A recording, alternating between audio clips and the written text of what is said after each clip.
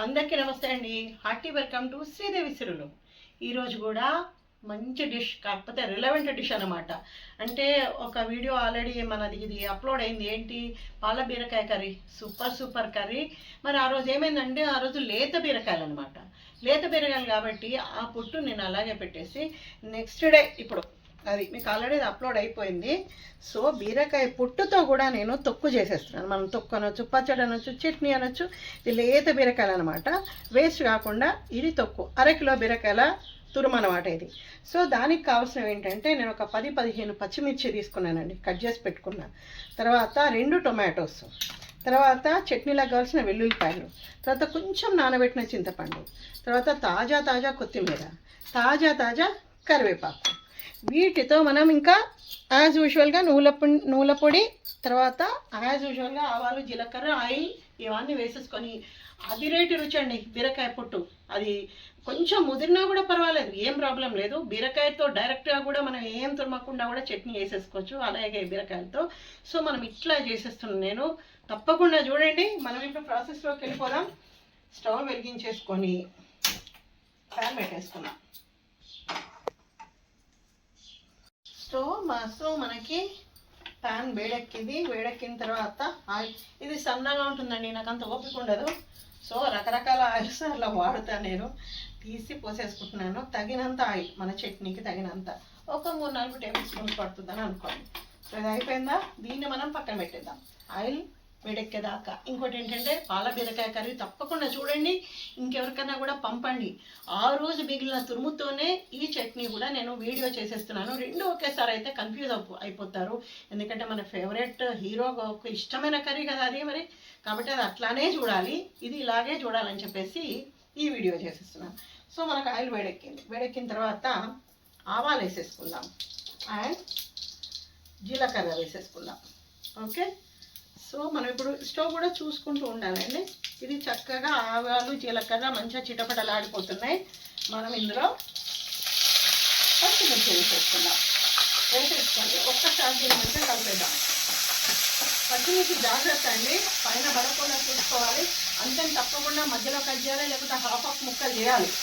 Direct ఒక్క పచ్చిమిర్చి పొరపాటు అందబడ్డ అది మొత్తం పేలిపోతుంది. అదేమవుతుంది, మన పైన పడుతుంది. అట్లా అనమాట. దీనికి ఉల్లిపాయలు అట్లా ఏం అవసరం లేదండి. సో పచ్చిమిర్చి మాత్రం కొంచెం వేగాలి, ఇది మంచిగా వేగాలి. దీనికి తెలుస్తుంది కదా, మనకు చిన్న వైట్ మరకలు ఇట్లా వచ్చేస్తాయి కదా, ప్యాచెస్. అట్లా అయ్యేంతవరకు దీన్ని వేయించేసి తర్వాత ఇందులో మనం డైరెక్ట్గా వెల్లుల్లిపాయలు వేసేసుకుందాం. ఒక గడ్డ మొత్తంగా వేసేసాను. 1/2 కేజీ బీరకాయల తురుము అనమాట. బీరకాయలు చాలా లేతగా ఉన్నాయండి నేను ఆ కర్రీ చేసినప్పుడు. ఆ తురుము కూడా వేస్ట్ కావద్దని చెప్పేసి చేసిన చట్నీ అనమాట ఇది. వెల్లుల్లిపాయలు కూడా వేగిపోయిన తర్వాత నెక్స్ట్ మనం ఏం చేద్దామంటే, డైరెక్ట్ కొత్తిమీర వేసేద్దాం. మొత్తం వేసేద్దాం. మంచి తాజా ఉంది కొత్తిమీర. అయ్యో కొత్తిమీర కంపల్సరీ అనుకోకండి, ఉంటే వేసుకోండి, లేదంటే కరివేపాకు మాత్రం మస్ట్ అండ్ షుడ్ ఏ పచ్చడిలోకైనా. అది కూడా ఒకసారి కలిపేసి వెంటనే మనం ఇందులో కొత్తిమీర తొందరనే మనకు మగ్గిపోతుంది కదా. కరివేపాకు ఎప్పుడు మరింత వేసుకోవాలని చెప్తాను కదా నేను. అది ఆరోగ్యానికి ఎంత మంచిదో నేను ఎవరినైనా తెలుసుకోండి చెప్పేస్తారు. సో కరివేపాకు, ఎందుకంటే కర్రీస్లో తీసేస్తారు కదా, అట్లాంటప్పుడు చట్నీలోకి వేసేసుకుంటే మనం గ్రైండ్ చేస్తాం కాబట్టి కనీసం అట్లనే మన శరీరంలోకి వెళ్ళిపోతుంది. ఇది కరివేపాకు అయిపోయిన తర్వాత ఇప్పుడు మనం ఏం చేద్దామంటే, ఇది కొంచెం వేగిన తర్వాత ఫస్ట్ వేసేద్దాం. కొంచెం వేగనిద్దాం. మంచి వీడియోస్ అండి.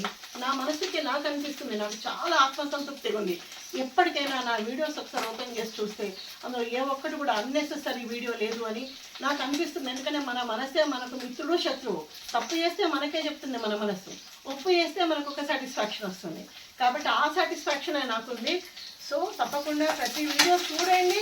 మీకు కావాల్సి ఎంతమంది ఫ్రెండ్స్, రిలేటివ్స్ అందరూ చూస్తున్నారు కాబట్టి, కానీ షేర్ చేయట్లేదు, చెయ్యండి ప్లీజ్.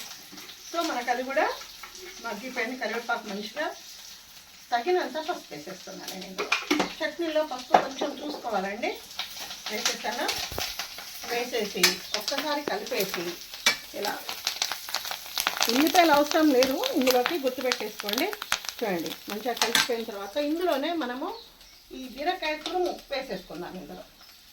కొంచెం ఆయిల్ ఎక్కువ పడుతుంది, చూసుకోవాలి ఇందులో, ఎందుకంటే తురుము మంచిగా మగ్గాలి.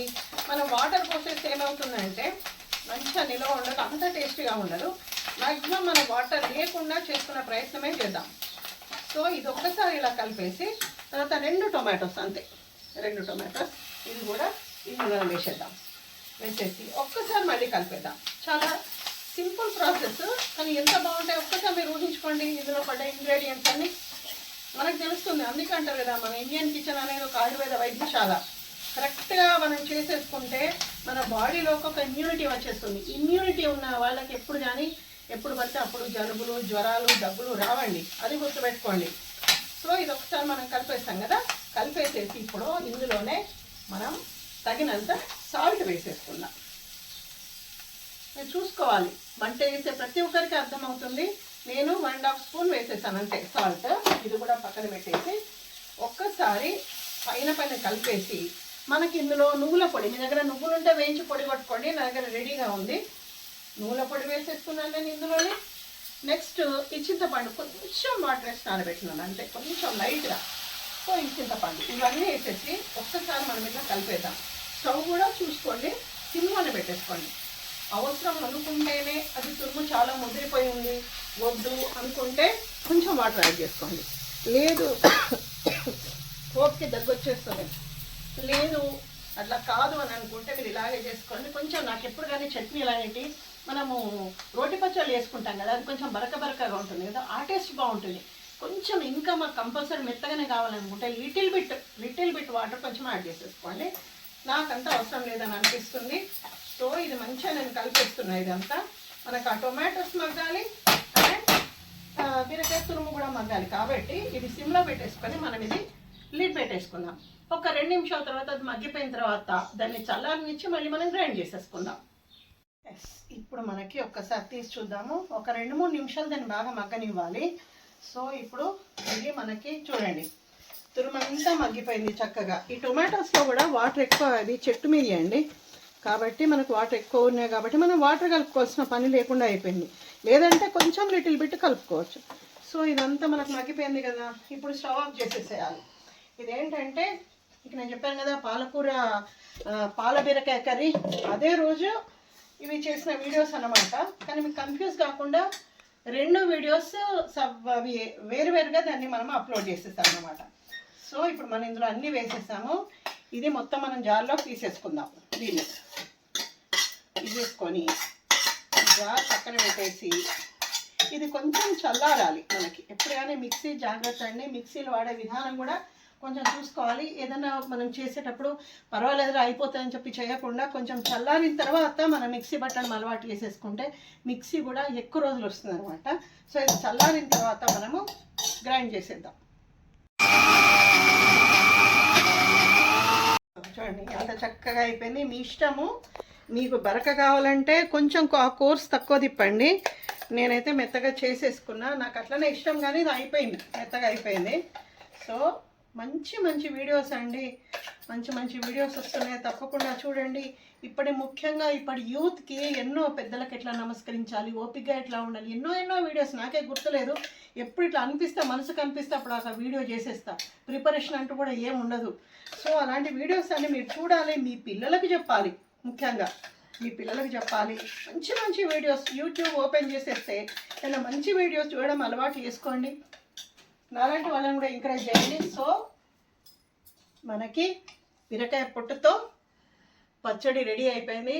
చక్కగా వేడి అన్నంలో ఇదొక్క చట్నీ దీంతో కాస్త తినేసి చివరికి పెరిగేసేసుకుంటే చాలండి. మన విస్తరాకులో, మన ప్లేట్లో 10 రకాల కర్రీస్ ఉండాల్సిన అవసరం లేదు, ఏదో గెస్ట్లు వస్తే తప్ప. కానీ ఒక ఇద్దరము, మన ఒక చిన్న ఫ్యామిలీ ఉందనుకోండి, ఒక కర్రీ వీలైతే కొంచెం రసం, పెరుగు సరిపోతుంది కదా హాయిగా తృప్తిగా తినడానికి. సో ఇది రెడీ అయిపోయింది కదా, మరి ఇలా చేసేసుకుంటారా మీరు? మంచి వీడియోస్తో ఎప్పుడు నేను మీ ముందుకు వస్తూనే ఉంటాను. అంతవరకు నమస్తే.